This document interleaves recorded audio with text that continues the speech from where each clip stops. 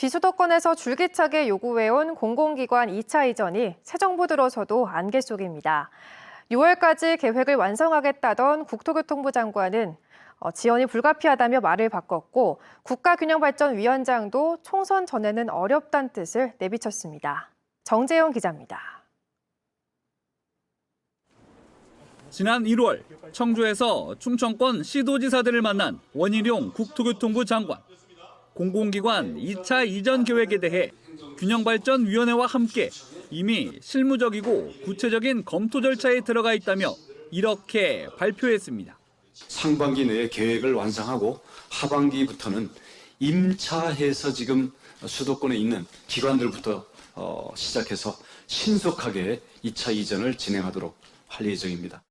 비수도권에는 저마다 희망 이전 기관을 정해 근거를 만드느라 발등에 불이 떨어졌고 충청북도도 한국공항공사를 비롯해 1차 이전 때보다 3배 정도 많은 32곳을 목표로 정했습니다. 그런데 자신 있게 기한을 못 박았던 원 장관은 날짜가 임박하자 말을 바꿨습니다. 국회에 나와 시간이 필요하다. 납기가 조금 늦어지는 건 불가피할 것 같다고 답변한 겁니다. 지자체 간 갈등이 첨예하고 관련 법안들이 상충하는 데다 노조도 1차 이전에 대한 평가와 이전 근거를 요구하고 있다며 크게 3가지 이유를 들었습니다. 갈등 관리 방안 그리고 이것을 어떻게 추진해야 될지에 대해서 좀 더 정밀한 계획들이 필요하고 1차적인 의견을 좀 그래도 범위를 좁혀놓는 작업이 필요하기 때문에 당장 발표하는 건 아무래도 좀 무리라고 보고요. 지방시대위 출범을 앞두고 충북에 온 국가균형발전위원장도 총선 정치 일정 때문에 합리적인 의사결정이 대단히 어려울 것 같다며 총선 전 발표는 어렵다는 뜻을 내비쳤습니다.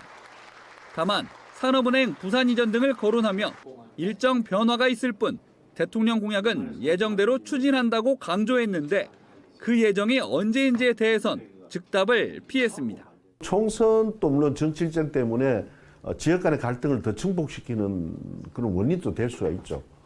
그러나 이 정부가 내년되면 이거 이 공공기관 이전 정책은 물 건너가 아니냐, 절대 그렇지 않다는 말씀을 다시 한번 드리겠습니다. 발표만 기다리던 비수도권 시민사회단체는 대통령 취임 후 희망 고문만 하더니 이제와 과열 경쟁 핑계를 대고 있다고 정부 여당을 강하게 비판했습니다. 총선 전 수도권 표심을 의식한 정치적 계산이 깔린 것이라며 적극 나서지 않는 야당도 질타했습니다. 결국 수도권에서 이겨야만이 총선 승리가 이제 된다는 얘기죠. 이렇게 이제 서로 계산하고 있다 보니까 여야 모두 수도권이 중요한 거예요. 이렇게 가다 보면 국가 균형 발전은 해결하기 어려운 문제가 될 수밖에 없다. 이전을 포기한 게 아니니 믿어달라는 정부.